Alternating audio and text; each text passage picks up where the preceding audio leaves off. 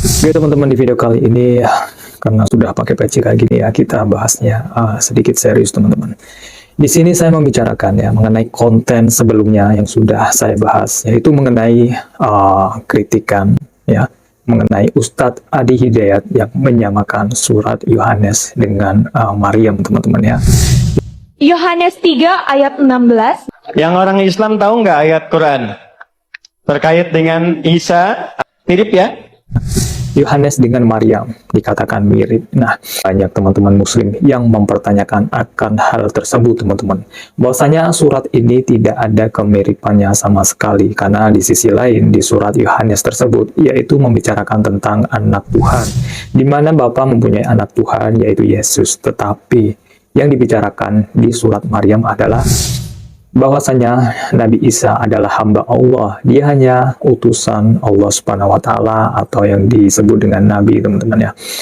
Tentulah di sini timbul banyak kontroversial teman-teman ya. Teman-teman bisa melihat sendiri di channel Ustadz Adi Hidayat bahwa Ustadz Adi Hidayat tidak klarifikasi, tetapi hanya menanggapi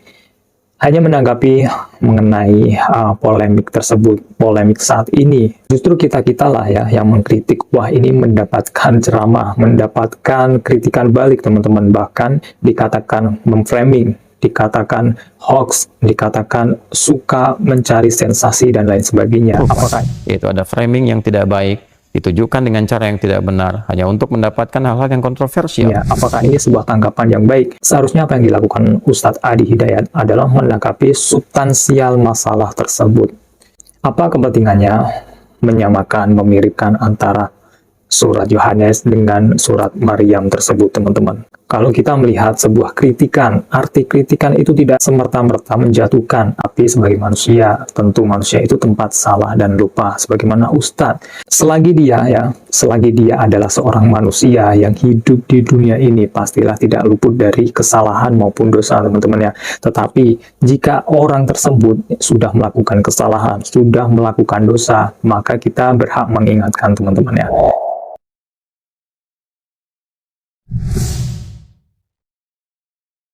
Dan saya tidak memungkiri bahwa Ustadz Adi Hidayat ini sosok Ustadz ya, dengan figur yang sangat cerdas gitu kan. Banyak sekali kajian-kajian ini mendapatkan sorotan di Indonesia, di masyarakat tentunya bagi muslim teman-teman ya. Dia terkenal dengan kecerdasannya, dia hafal Al-Quran, banyak hadis, kemudian juga hafal letak di mana ayat sebelah kanan, kiri ya.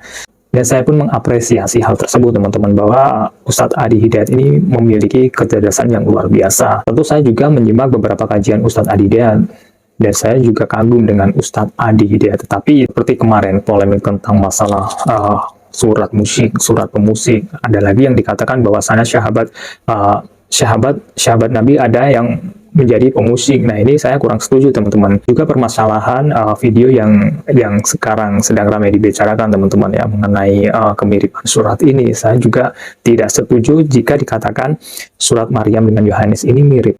Bagaimana mungkin di ayat Yohanes ya, yang tadi dikatakan Allah punya anak. Kemudian di surat Maryam, bahwasanya Nabi Isa adalah hanya utusan hamba Allah ya. Memang Allah Subhanahu wa taala tidak beranak ataupun tidak diperanakan. Apa buntut panjang daripada video yang sudah tersebar ya, video Ustadz Adi Hidayat ya, tentang menyamakan kemiripan surat Yohanes dengan Maryam ini?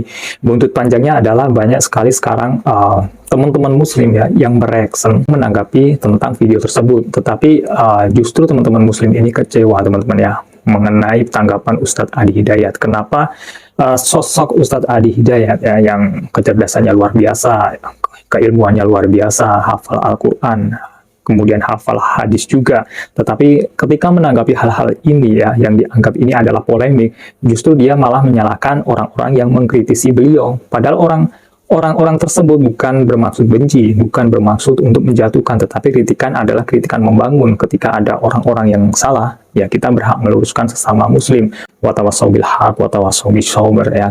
Nah, inilah yang menjadi buntut panjang, sehingga sekarang ini ya banyak sekali teman-teman muslim yang mereaksi, banyak sekali teman-teman muslim yang menanggapi hal tersebut, karena ini menyangkut soal akidah ya, akidah prinsip dasar daripada agama Islam ini ya, ketauhidan teman-teman ya.